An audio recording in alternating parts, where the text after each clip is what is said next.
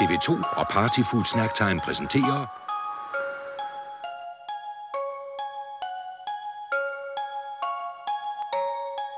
I julen 91 opstod et underligt fænomen i dansk tv. The julekalenderfeberen rasede over det ganske land og har endnu ikke lagt sig helt.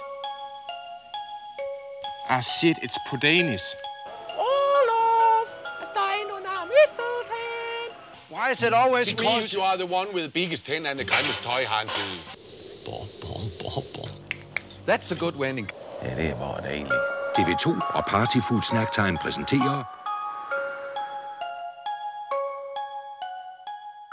TV-anmeldernes reaktioner var besynderlige modsætninger. Det absolutte magtværk, skrev Politikken. Rablende morsom tv-underholdning var reaktionen fra Berlingske Tidende. Aarhus Stiftstidende sagde bedårende åndssvagt. Ekstrabladet meldte jul på lokum. Den mest opløftende fornyelse af dansk tv-underholdning i lang tid, skrev Kristeligt Dagblad. TV2 og Partyfood Snacktime præsenterer Men seerne var ikke i tvivl. Over 2 millioner mennesker fulgte til sidst de nattergales gale bedrifter.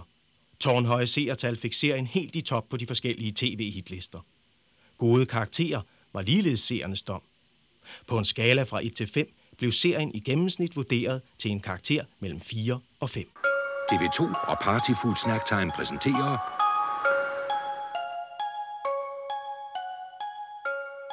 Modellen til Olof og Gertrud Sands bolig ligger i bjergeager.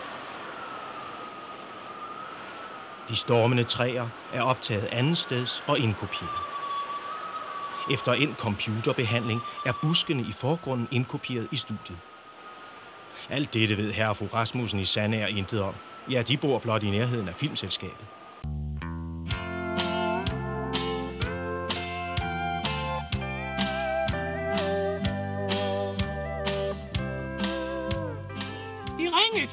De ringede jo en dag og spurgte, om de kunne komme og tage nogle billeder til en julekalender. Og det tænkte jeg, det kunne da ske noget ved. Det var måske bare til sådan en julekalender, sådan en forside til sådan en, ligesom man får ned fra brus eller furstof.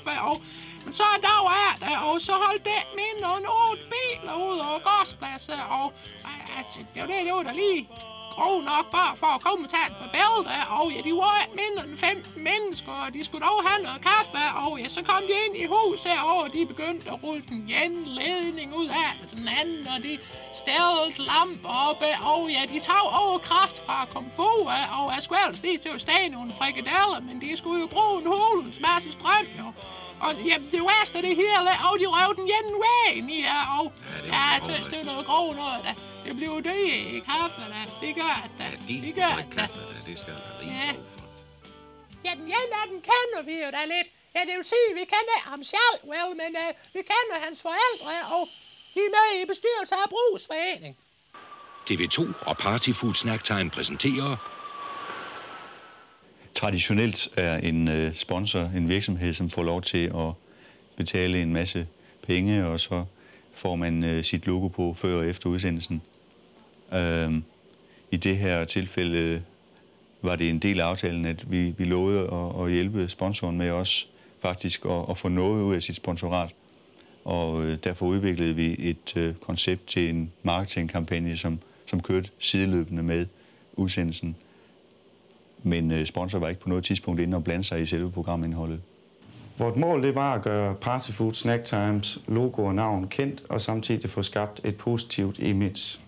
Både Gallup-test og reaktionerne generelt viser, at vi nåede dette mål. At vi så som en ekstra lille sidegevinst fik fordoblet vores salg, det er jo bare dejligt. TV2 og Partyfood Snacktime præsenterer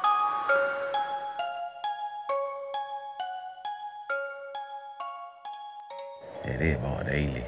Olaf, stein under mistelten. Why is it always Because you are the one with the biggest tin and the grimmest toy, Hansel.